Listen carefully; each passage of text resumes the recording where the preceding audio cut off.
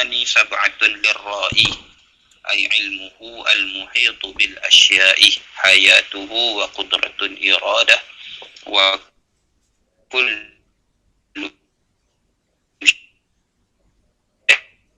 شيء كائن أراده العلامة في الكائنات فاحفظ المقام كلامه والسمع والإبصار فهو الإله الفاعل المختار.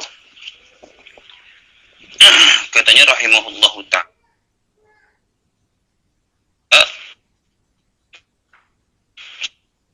thummal ma'ani rai, terjemahannya kita tengok satu persatu, kepada satu terjemahan. Ay ilmuhu al-mu'til asy-sifat, jumlah 7 sifat bagi yang memerhati, iaitu maksudnya artinya satu daripada 7 tersebut ilmunya yang meliputi segala sesuatu. Qala Nazim rahimahullahu ta'ala, kata Imam Dardir rahimahullah,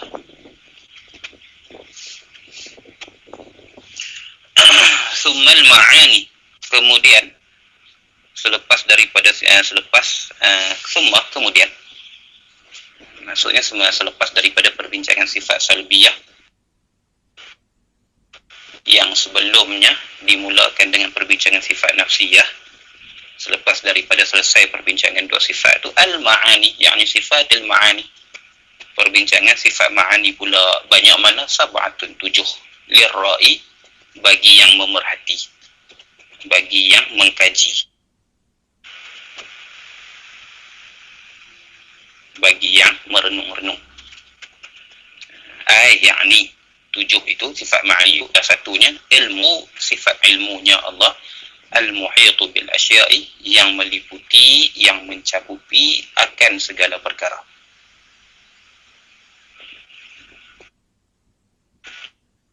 Baik,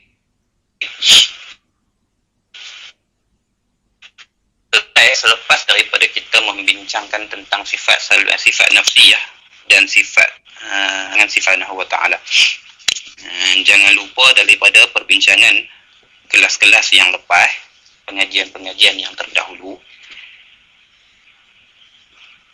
sifat-sifat yang dimiliki oleh Allah Subhanahu wa Ta'ala ialah tidak terhingga banyaknya. Kita sebut sebagai sifat kamalat, kesempurnaan Allah Subhanahu wa Ta'ala, yang sebahagian ulama membahagikannya kepada 2 jenis yang besar, iaitu sifat jamal dan sifat jalal. Jamal Allah, tasawuf suka menggunakan istilah ni lah untuk merujuk kepada sifat kesempurnaan Allah, bijalalihi wa jamalihi, dengan sifat jamalnya dan dengan sifat jalalnya Allah.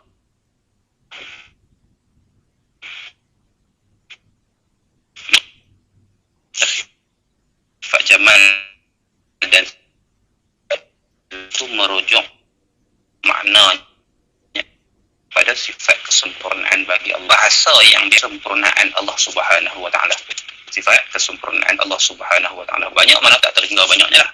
Nikmat Allah pun tak terhingga banyak, sifat-sifatnya pun lebih-lebih lagi dah tak terhingga banyak.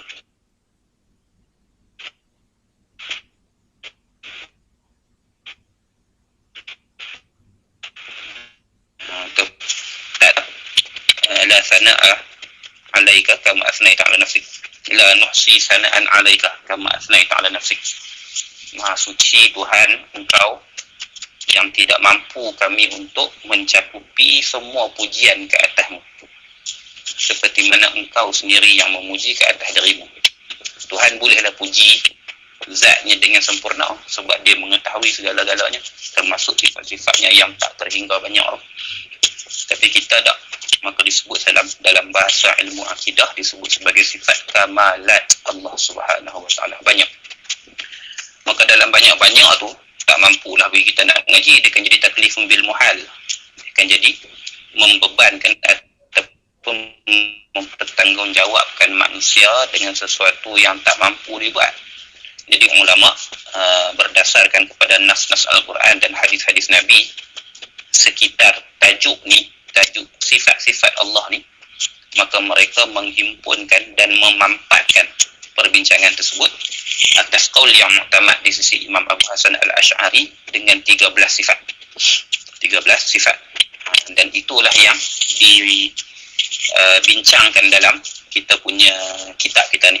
Imam Dardir rahimahullahu ta'ala mengikut pendapat Imam Abu Hasan Al-Asy'ari. Lalu dalam Bukharidah ini sifat Allah yang dibincangkan hanyalah 13. Hanyalah 13. Manakala yang masyhur dan juga yang biasa kita selalu sebut ialah sifat 20, iaitu tambahan 7 sifat ma'nawiyah. Itu di sisi pandangan Imam Abu Mansur Al-Maturidi. Itu di sisi pandangan Imam Abu Mansur Al-Maturidi. Dan dia masyhur. Sebab apa dia masyhur? Sebab kalau mengaji 20 ada 13 dalam tu. Tapi kalau mengaji 13 saja, maka boleh jadi tak tahu ataupun boleh jadi salah faham tentang 7 yang baki lagi tu. Sedangkan pendapat yang mengatakan 20 juga kuat, cuma dia bukan muktamad lah. Yang muktamad ialah pendapat yang mengatakan 13. Tapi pendapat yang kata 20 pun kuat juga. Dan lebih baiklah kita lebih mengenal Allah Subhanahu Wa Taala melalui sifat-sifatnya. Maka lebih baiklah kita mengaji yang 20 daripada yang 13. Situ. Kalau lapis lagi, lebih baik jugalah kita mengaji beberapa perbahasan tentang sifat-sifat yang diperselisihkan sebagai sifat Allah. Contohnya macam sifat takwin, contohnya macam sifat idrak dan sebagainya.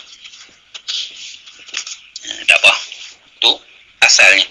Maka dalam 13 ataupun dalam 20 tersebut, kita ambil yang masyhur 20. Pembahagian sifat daripada 20 tersebut dipecahkan berdasarkan kepada jenis-jenis dia kepada 4 bahagian. Kepada 4 jenis. Yang pertamanya, sifat yang disebut sifat yang dinamakan jenisnya dengan jenis nafsiyah. Apa jenis nafsiyah? Zatiyah, yang bangsa diri, yang bangsa zat. Artinya apa? Artinya sifat tersebut kalau tak ada di zat tersebut, maka zat tersebut tidak mampu untuk difikirkan. Sifatul lati la tuqalu dzatu illa biha. Dipanggil nafsiyah. Satu sifat ataupun jenis sifat salbi nafsiyah ini ialah jenis sifat yang kalau tanpanya maka tak terbayang ataupun tak tergambar di akal bagaimana zat itu. Maka yang jenis ni nama dia sifat nafsiyah. Banyaklah kalau kita gabungkan antara sifat makhluk dan juga sifat yang qadim. Banyaklah sifat nafsiyah ni. Cuma pada Allah Subhanahu Wa Taala cuma satu saja yang wajib kita tahu. Cuma satu saja yang wajib kita tahu, iaitu sifat wujud, ada Allah.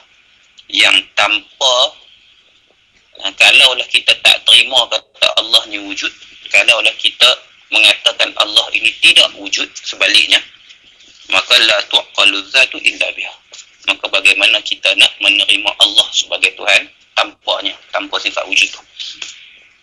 Sopa macam kita ni lah. Kita ni antara sifat nafsiyah bagi kita, kata sebahagian ulama, ialah gerak dan diam. Objek, makhluk, jirim, antara sifat nafsiyah baginya ialah gerak dan diam, kata sebahagian ulama. Maknanya apa? Maknanya kalau dicabut gerak dan diam pada sesuatu benda, kita buat contoh mudahnya seperti kipas. Benda ada gerak sendiri-sendiri. Kipas itu bergerak pun tak, diam pun tak. Dihilangkan kedua-dua sifatnya itu serentak pada kipas tu. Agak-agak kipas tu nak jadi bentuk lagu mana? Bagaimana akal kita menggambarkan ataupun menerima konsep kipas yang sebegitu? Kipas yang tidak bergerak dan tidak diam, tidak statik pada masa yang sama. Akal kita tak menerima konsep. Akal kita tak menerima konsep. Kipas itu wa imma dia sedang bergerak ataupun wa imma dia sedang diam. Sama ada secara bergila ganti ataupun berterusan lagu tu. Sama ada dia bergerak tak berhenti-henti ataupun dia tak berhenti-henti. berhenti di antara sekalipun. Tapi kalau dia bergerak pun tak, diam pun tak dalam masa yang sama, maka konsep itu tak diterima oleh akal. La tu'qalu dzat illa biha. Sifat yang tanpanya tak digambarkan oleh akal. Bagaimana zatnya? Maka jenis itu nama dia sifat nafsiyah. Jenis itu sifat nafsiyah. Tak semua sifat masuk dalam kategori ini. Contoh macam kita lah. Kalau buang sifat gelap ni, contohnya lah kulit yang gelap ni. Kalau buang, masih lagi boleh digambarkan seseorang tu lebih mana.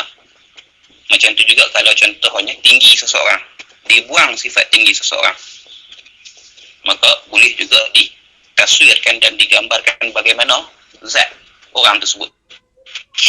Macam tu juga contohnya dibuang rambut di kepala, bukan rambut, dibuang apa nama kita kata kurus.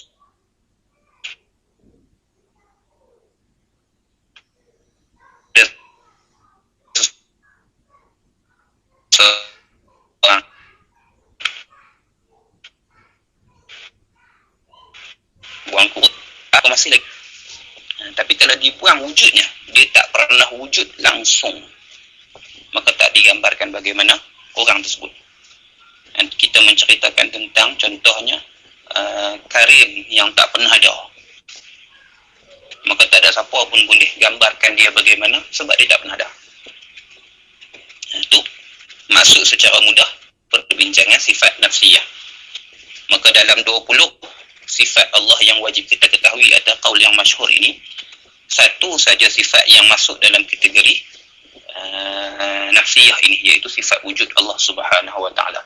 Sebab itu dalam kitab-kitab akidah yang lain, sebahagiannya menyebutkan bahawasanya sifat wujud ini seolah seakan-akan sifat yang mensahkan, yang membolehkan sifat lain ada pada Allah Subhanahu wa taala. Seolah seakan-akan, dengan bahawa kata kalau tak ada sifat wujud ni di zat Allah Subhanahu wa taala, maksudnya Allah tidak ada, maka tersadut sembanglah sifat lain. Tersadut sembanglah mukhalafah ke, tersadut sembanglah qudrah ke, tersadut sembanglah iradah ke, tersadut sembanglah wadaniyah, pasal apa? Pasal tak wujud. Maka dengan sabitnya wujud pada zat Allah Subhanahu wa taala mensahkan, membolehkan dan memungkinkan perbincangan tentang sifat-sifat lain dibincangkan dan disabitkan pada Allah Subhanahu wa taala. Sebab tu juga wujud diletakkan pada permulaan perbincangan sifat 20, kerana daripada situlah dijadikan sebagai tangga ataupun dijadikan sebagai tapak untuk mendaki kefahaman sifat-sifat yang lain. Satu. Seterusnya kita telah membincangkan tentang sifat salbiyah. Apa makna sifat salbiyah? Nafyu ma la yaliqu billahi azza wa jalla. Ternafinya perkara yang tidak layak adanya pada Allah Subhanahu wa taala. Ternafinya perkara-perkara yang tidak layak pada Allah Subhanahu wa taala, membincangkan tentang sifat-sifat yang tak ada pada Allah, lalu diletakkan lazimnya sebagai sifat Allah, sebagai nama bagi salbiyah. Berapa? 5. Yang pertamanya qidam, artinya kekal, iaitu sifat yang menunjuk atas ternafi permulaan bagi ada Allah. Seterusnya baqa, terjemahan ataupun artinya kekal, iaitu sifat yang menunjukkan atas tiada pengakhiran ataupun tidak binasanya Allah. Seterusnya mukhalafatuhu lil hawadith. Apa makna? Bersalahan Allah Ta'ala akan segala yang baru, dengan makna satu sifat yang menunjukkan atas tidak serupanya Allah, satu sifat yang menunjukkan atas zat Allah itu bukanlah ia jirim, dan sifat Allah itu bukanlah ia arad, macam yang dibincangkan dalam kelas-kelas yang lepas. Macam tu jugalah dengan qiyamuhu binafsih, dan macam tu jugalah dengan sifat wahdaniyah. 5. Itu 5 sifat salbiyah. Selepas daripada perbincangan nafsiyah, iaitu wujud 1, dan salbiyah iaitu 5 yang disebutkan tadi, daripada qidam sampai wahdaniyah, maka lepas itu tu yang dimaksudkan dengan summa, kemudian. Maksudnya kemudian daripada perbincangan 2 jenis sifat itu. Kemudian daripada perbincangan sifat nafsiyah dan salbiyah, al-ma'ani, masuk dalam perbincangan yang baru, kategori sifat yang baru bagi Allah Subhanahu wa taala. Bukan baru bagi Allah, kita lah baru jumpa ataupun kita lah baru bertemu dalam kitab ni. Sifat ni sedia kala ada pada Allah. Ma'ani. Maka ma'ani, berapa ma'ani? Sab'atun, 7. Lirra'i, bagi yang memerhati. 7 ni disebut sebagai usul ma'ani lah. Usul ma'ani, 7 sifat ma'ani yang menjadi asal dan yang menjadi asas bagi sifat-sifat yang lain. Sifat-sifat yang lain masuk dalam furu' bagi ma'ani. Contohnya macam imatah, mematikan; ihya, menghidupkan; irzaq, memberi rezeki; ihda, memberi hidayah; idlal, menyesatkan; ihlak, membinasakan, dan sebagainya tu. Maka dia jadi furu' bagi sifat ma'ani, sebab dia boleh dikembalikan kepada usulnya, iaitu kudrah. Tu kita bincangkan kemudian. Baik, sifat ma'ani ini 7 di sisi pendapat Imam Abu Hasan Al-Asy'ari rahimahullahu ta'ala.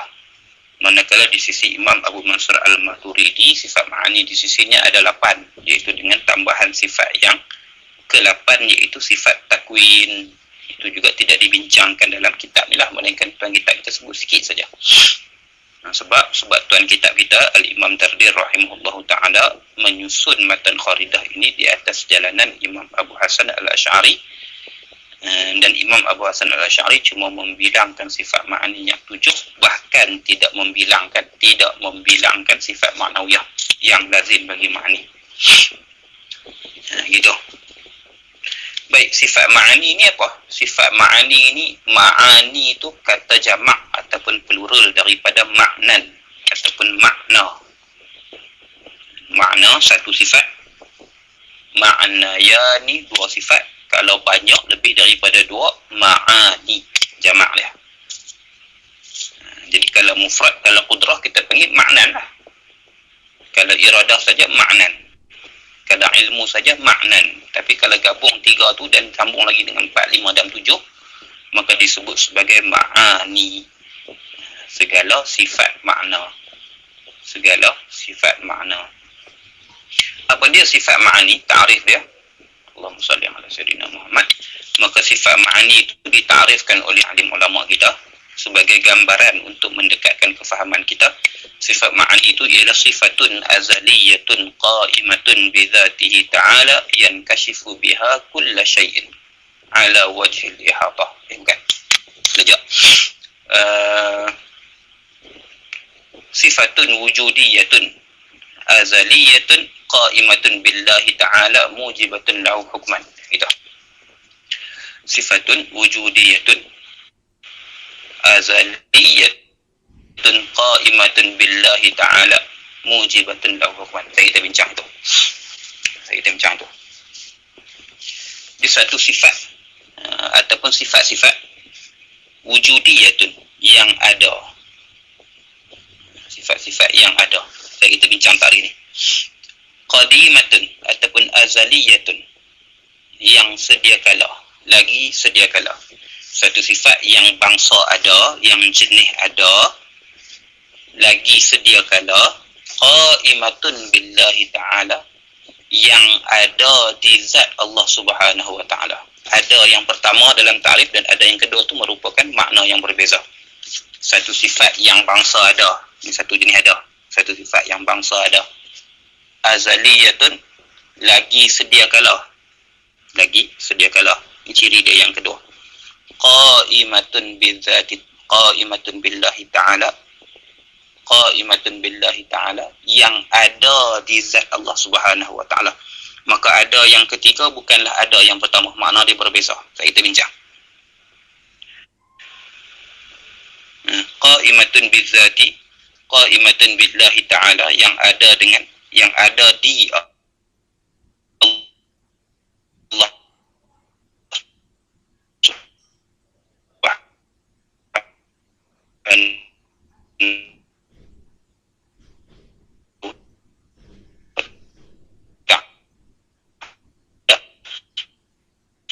mujibatun lahu hukman, bagi Allah hukam ma'ani. Secara mudahnya sifat ma'ani ialah sifat yang sedia kala adanya. Sedia kala adanya di zat Allah subhanahu wa ta'ala.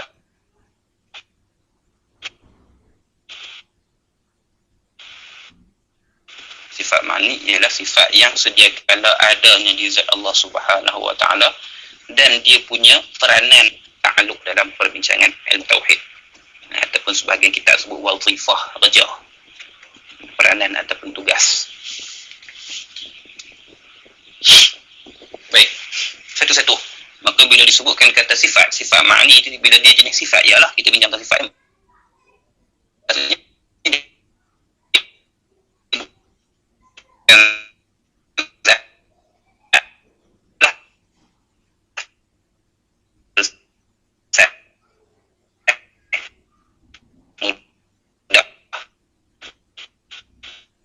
disebut kata sifat, dia bukan zat. Apa makna sifat? Dia orang elok jika disandar, dia tak boleh bawa zat. Kalau tidak, tak ada tempat untuk, ataupun kalau tidak, dia tak mungkin ada dan sabit. Tidak, dia tak mungkin ada dan tak mungkin sabit. Itu sifat. Sifatun wujudiyatun. Satu sifat yang ada diri, yang bangsa ada. Apa makna yang bangsa ada? Bangsa ada bererti sesuatu yang ada wujud khariji. Sesuatu yang ada wujud khariji. Apa makna sesuatu yang ada wujud khariji? Sesuatu yang boleh dicerap dengan deria.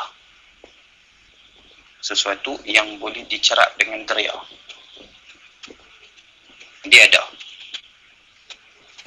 Kalau contoh belah kita makhluk baharu ni, tiap-tiap benda yang kita cerap dengan mata pandangan ada. Contohnya macam zat.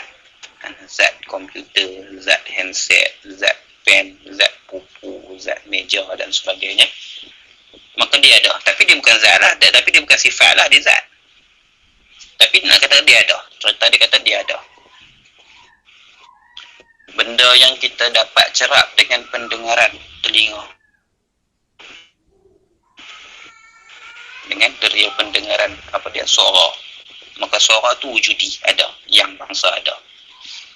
Benda yang kita cerap dengan lidah, kecapan lidah. Apa dia? Manis, masin, masam, pahit, tawang, payau dan sebagainya. Kelak dan sebagainya. Maka yang tu juga masuk dalam wujudi, sifat yang bangsa ada. Sebab kita cerap dengan, kita dapat cerap dia dengan lidah, dengan perasa, dengan pengkecap dan seterusnya lah. Kialah. Ada benda yang kita dapat dengan penghidu dan benda yang kita dapat dengan penyentuh, iaitu kulit lidah. Maka yang tu benda yang bangsa ada. Lawannya ialah perkara yang bangsa tak ada. Cuma perkara yang bangsa tak ada ni dia banyak kategori. Kita nak bagi penjelasan yang mudah saja. Kita lawankan dengan sesuatu yang sungguh. Dia tak ada tapi sungguh. Dia tak ada tapi sungguh. Maka benda yang sungguh, benda yang tak dapat dicerap dengan deria, dia cuma perkara yang dapat difahami oleh pemikiran kita saja. Kita sebut dia sebagai amrun i'tibariyun. Perkara yang diiktibar, yang diterima oleh akal. Ai amrun i'tabarahul aqlu. Perkara yang diterima oleh akal.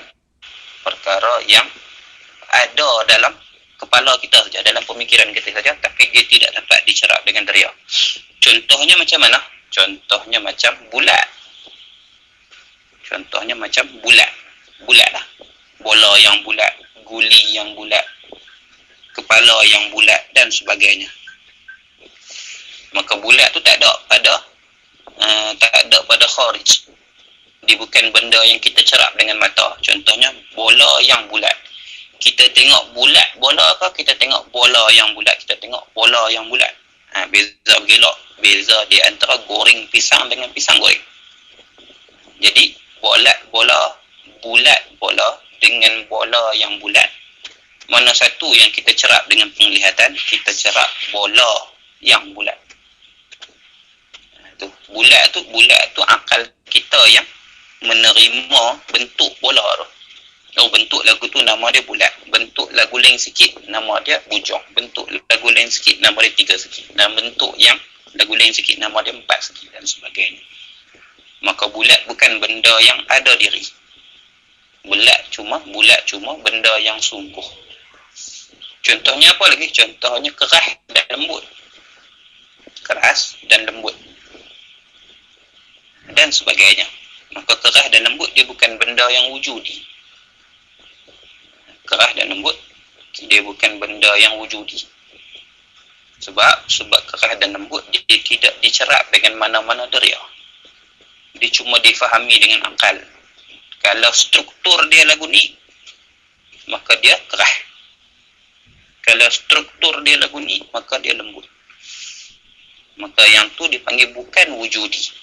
Bukan benda yang ada diri. Kialah ada benda yang lain. Contohnya macam berjalan. Ni bergerak ni. Bergerak ni siapa nampak bergerak? Tak ada siapa nampak bergerak.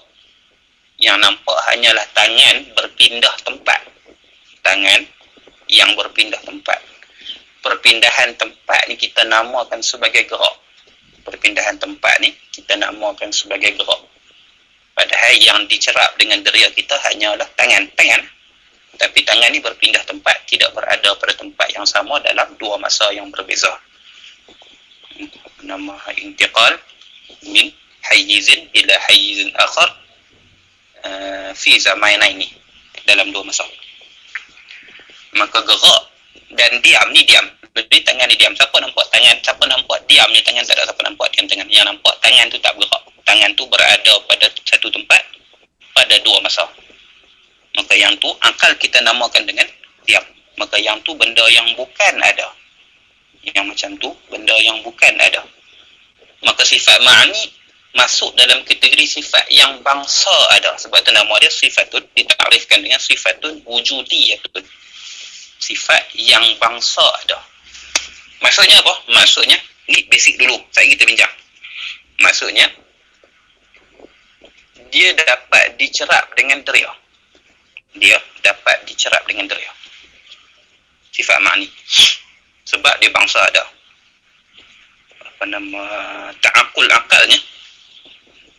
Akal melihat kepada jenis dia sebagai jenis yang ada. Maka sah dicerap dengan deria. Sama ada dengan mata, sama ada dengan penglihatan, sama ada dengan pendengaran, sama ada dengan sentuhan dan sebagainya. Akal menerima. Sebab tiap-tiap yang ada sah dicerap. Tapi tak habis cakap dulu, nanti saya tengok belakang. Cakap dulu. Sebab nak bezakan dengan qaimatun bizat. Azaliyatun, yang sedia kalanya ialah sebab tak mungkin di sifat yang baharu ada. Kalau sifat yang baharu ada, dia tak mungkin ada di zat Allah Subhanahu Wa Taala. Kalau dia baharu ada, kemudian dia ada di zat Allah, maksudnya zat Allah telah berubah. Kita telah bincang dalam pengajian-pengajian yang lepas, telah yang lepas, zat Allah Subhanahu Wa Taala mustahil berubah. Jadi mustahil ada di zat Allah Subhanahu Wa Taala satu sifat yang dulunya tak ada, mustahil. Sebab yang tu namanya perubahan. Dulu tak ada, sekarang ada. Dan perubahan ialah sifat baharu. Sedangkan telah sabit dengan jelas dalil qidam Allah Subhanahu Wa Taala. Maka sifat ini juga qadim. Seperti mana zat Allah qadim, sifatnya juga qadim. Sebab ini merupakan sifat Allah Subhanahu Wa Taala. Qaimatun bizati, yang ada di zat. Yang ada di zat ni maklum, benda yang mudah lah. Sebab bila dah bezakan dengan bangsa ada dan ada di zat, kita fahamlah mana ada di zat tu. Yang ada di zat bukan berpisah daripada zat. Dia bukan zat sebab dia sifat. Dia bukan zat, tapi dia tidak berpisah dengan zat. Dia tidak berpisah dengan zat. Kalau bahasa kita makhluk ni, bahasa kita lah makhluk untuk makhluk, bukan untuk Allah Subhanahu Wa Taala, untuk kita. Dia mesra. Seumpama mesranya basah pada air. Tu kalau untuk kita lah, untuk makhluk, jangan samakan dengan Allah Subhanahu Wa Taala. Nak bagi tahu kata tu yang makna qaimatun bizat, nak bagi mudah faham, nak bagi takrib, nak mendekatkan kefahaman saja. Dia apa nama, Allahumma salli ala sayyidina Muhammad, ada di zat Allah Subhanahu Wa Taala, mujibatun lahu hukman, yang menyebabkan, yang melazimkan adanya hukum maupun samarah dari adanya di zat tersebut. Tak apa, perbincangan tentang ta'alluq ni akan dibincangkan dalam bait-bait yang seterusnya. Selesai itu tarif sifat ma'ani bagi Allah Subhanahu wa taala. Jadi beza di antara sifat ma'ani dengan sifat-sifat yang lain sekurang-kurangnya dua. Beza sifat ma'ani dengan sifat-sifat yang lain bagi Allah yang kita dah mengaji dah, sekurang-kurangnya dua. Yang pertama, dia sifat yang bangsa ada, dia sifat wujudi. Dia sifat wujudi.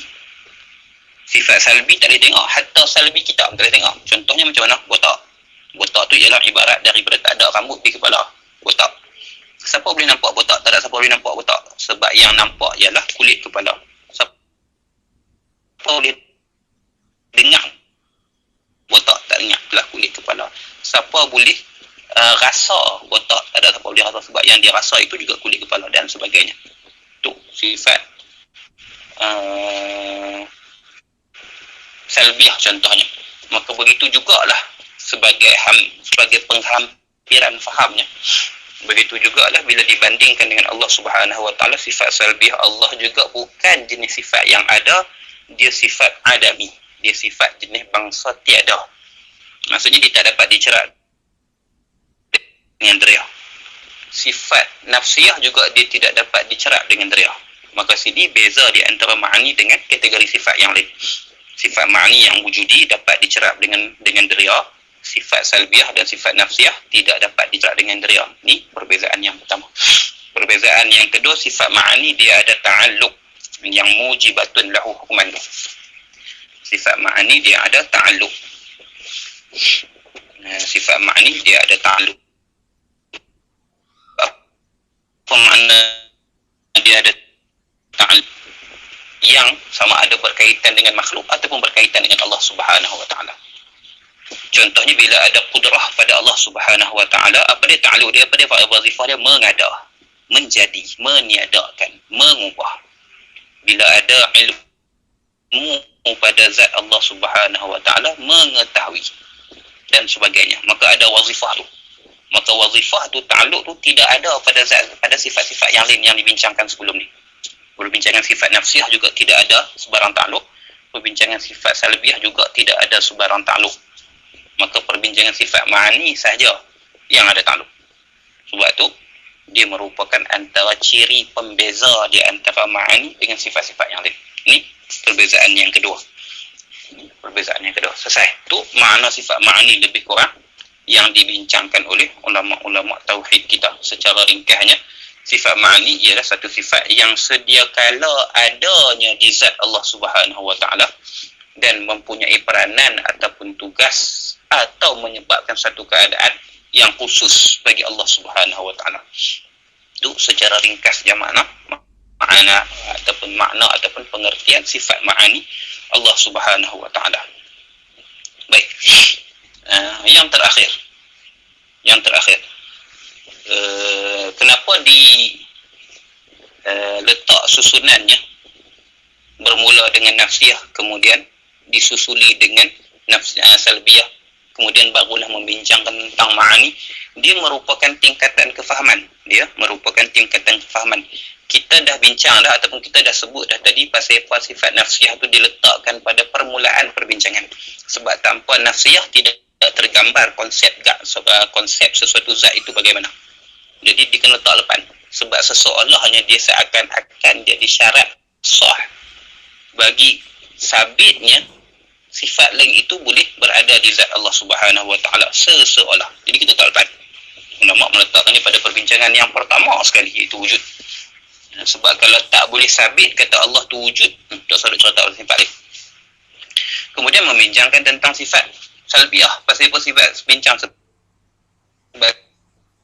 sifat salbiah? Sebab sifat salbiah membincangkan tentang perkara-perkara yang tak seseolah. Bukan benda tu ada kita yang cuci, kita yang menafikan daripada Allah. Sifat tu memang sejak sedia kala ternafi daripada Allah Subhanahu wa taala. Itu. Maka dia disebutkan sebagai takhliyah, menyucikan Allah daripada perkara yang tidak layak. Kita lah menyucikan itu kita. Hakikatnya zat Allah Subhanahu wa taala memang tak pernah ada segala sifat-sifat kekurangan tu. Cuma kita di pihak kita ni, kita menyucikan Allah, kita mentanzih, mentakdiskan Allah Subhanahu wa taala daripada segala sifat-sifat kekurangan. Maka disebutkan dia merupakan konsep takhliyah, menyuci. Kemudian barulah dibincangkan selepas dah dibincangkan dan selesai perbincangan benda apa yang tak patut ada pada Allah, barulah dibincangkan sifat ma'ani, iaitu perkara-perkara yang patut dan mesti ada pada Allah Subhanahu wa taala. Sebab tu susunannya sebegini. Jadi sifat ma'ani masuk dalam kategori tahliyah, perhiasan bagi Allah. Masuk dalam kategori ataupun kefahaman tahliyah, perhiasan ataupun kesempurnaan, kecomelan, kesegakan bagi Allah Subhanahu wa taala dengan makna yang layak bagi Allah, bukan makna yang kita sedia faham tentang comel dan segar. Itu. Maka sebab tu diletakkan ma'ani pada perbincangan yang selepas daripada perbincangan nafsiyah dan salbiyah. Sebab tempatnya yang paling sesuai ialah di sini.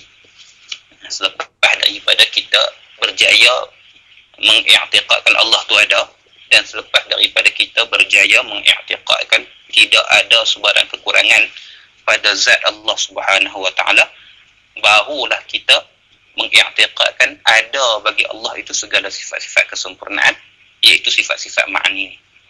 Maka dalam ni dia diambil, susunan ini diambil ataupun dicedok daripada kefahaman ayat Allah Subhanahu wa taala, iaitu laisa kamitslihi syai'un wa huwas samiul basir. Laisa kamitslihi syai'un wa huwas samiul basir. Tidak ada seumpama Allah itu sesuatu pun, dan ialah Allah itu samiul basir, yang maha mendengar lagi maha melihat. Maka Allah nafikan dulu benda yang tak layak ada di dia. Nafikan dulu benda yang tak layak ada di dia. Kemudian barulah disabitkan, barulah Allah menyebutkan apa yang ada di dia. Mula-mula nafi luhani tak ada. Bila dah tak ada ni, seseolahnya timbul pertanyaan pada kita lah, apa yang ada? Maka Allah sebut Sami'un Basir. Aku Tuhan yang maha mendengar, aku juga merupakan Tuhan yang maha melihat. Maka ni asas kepada susunan ni, iaitu mimbabi taqdimit takhliyah ala tahliyah, mengutamakan dan mendahulukan penyucian, pembersihan di atas penghiasan. Di atas penghiasan, mengutamakan dan mendahulukan penyucian, pembersihan di atas perhiasan. Gitu. Baik, selesai. Itu sikit sebanyak perbincangan kita. Kita habis satu kalimah lirai, bagi yang melihat. Lirai ni kalau ikut tafsiran yang diberikan oleh Imam Dardir sendiri dalam syarah ni, maksudnya yang lil muta'ammil, bagi yang memerhati, bagi yang merenung. Asal maknanya lirai ini, asal maknanya lirai ialah bagi yang melihat. Bagi yang melihat. Tapi Imam Dardir telah ta'yinkan makna, maksud sebenar lirai yang dimaksudkan dalam bait syairnya ialah bagi yang memerhati dan bagi yang mengkaji, iaitu yang memerhati dan yang mengkaji isi kandungan Al-Quran dan juga hadis Nabi SAW. Selesai. Cumanya kalau kita nak kaitkan dengan masalah tadi, iaitu setiap yang ada boleh dicerak, sini seseolahnya Imam Dardir telah mentakyin,kan dan telah menghadkan cerapan sifat ma'ani Allah. Kalaulah kita boleh cerap sifat ma'ani Allah, dia cuma boleh dicerap dengan penglihatan. Dia cuma dicerap oleh penglihatan. Melainkan sifat kalam lah, atas beza pendapat. Sifat kalam, sebahagian ulama mengatakan boleh didengar sifat kalam Allah yang qadim. Sebahagian ulama mengatakan tidak didengar sifat Allah yang qadim. Sifat kalam Allah yang qadim itu perbincangan lain, tak apa. Tapi secara umumnya cerapan deria kalaulah boleh dicerap zat dan sifat Allah Subhanahu wa taala, dia cuma berlaku dengan pandangan. walaupun akal kita menerima ucapan itu berlaku dengan dera-dera yang lain. Dalilnya mana? Sebab dengan penglihatan saja yang warid, yang datang nas daripada Al-Quran dan juga hadis Nabi SAW. Contohnya macam yang disebutkan dalam ayat dalam surah Al-Qiyamah yang kita selalu baca tu, wujuhu yawma idzin nadhirah ila rabbiha nadhirah. Wajah-wajah, muka-muka yang pada hari itu nadhirah, berseri-seri, bersinar gemilang cahayanya, ila rabbiha nazirah, kepada Tuhannya nazirah, memandang ia. Maka daripada situlah timbul perbahasan ulama tentang yajuz ataupun harus ru'yatullah, harus melihat Allah, dan diletakkan kaedah yang masyhur, kullu mawjudin yasihhu an yura. Setiap yang ada, setiap yang jenis ada, sah dilihat.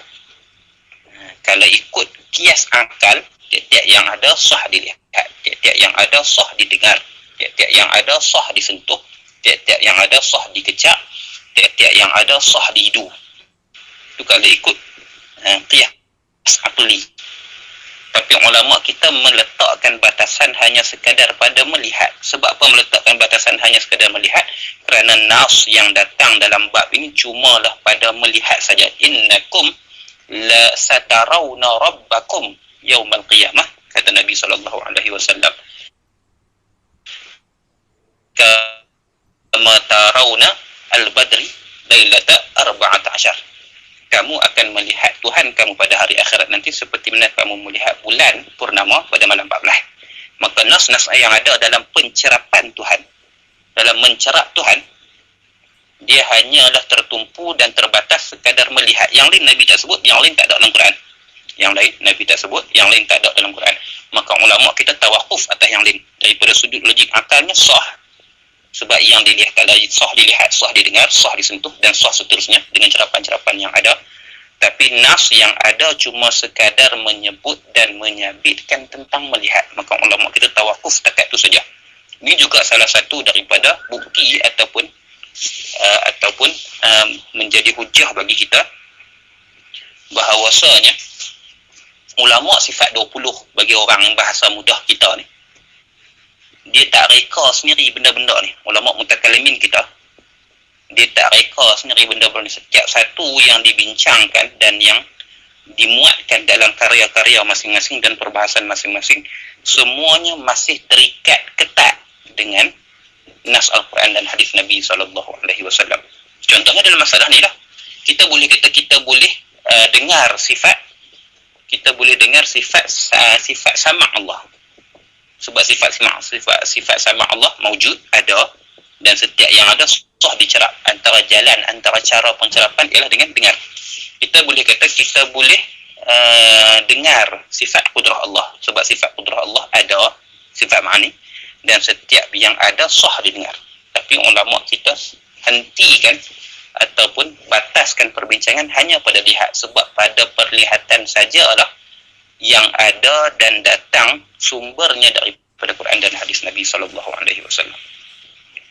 Maka seseolah hanya lirra'i di sini merujuk kepada pencerapan ataupun seseolahnya. Maka sini ada dua makna lah. Imam Dardi telah berikan makna muradnya dalam syarahnya, tapi dia juga meninggalkan matannya saja, yang mana kita boleh pakai satu makna zahir, yang kedua makna murad. Makna zahirnya macam yang kita sebutkan tak saat ni. Makna zahirnya ialah sifat ma'ani ni ada, bila ada dia sah dilihat. Itu kaitan munasabah untuk letak lirra'i, bagi yang melihat itu. Cuma Imam Dardir dah tafsirkan maksud lirra'i yang aku kehendaki dengan perkataan ni ialah bagi yang memerhati dan yang mengkaji kalam Allah dan kalam Rasul SAW. Itu saja. Habis itu sedikit pengenalan kita terhadap sifat ma'ani. Panjang lagi perbahasan sifat ma'ani, pasal apa dia ada dan sebagainya tu. Ini perbincangan yang tak dapat kita muatkan dalam kita punya kelas kita buat masa sekarang ni. Mungkin lain kali dan sebagainya. Pasal apa ma'ani tu ada, macam mana dia boleh ada, hal yang tak ada dan sebagainya. Dan ambil mana tak ada secara direct daripada Quran dan sebagainya, tu perbincangan yang lain. sekadar ini sekadar permulaan bagi kita nak mengenal makna sifat ma'ani Allah Subhanahu wa taala. Kita sambung kemudian insya-Allah ai ilmuhu al-muhitu bil asya'.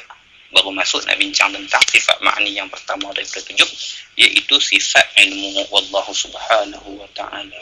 Mantap.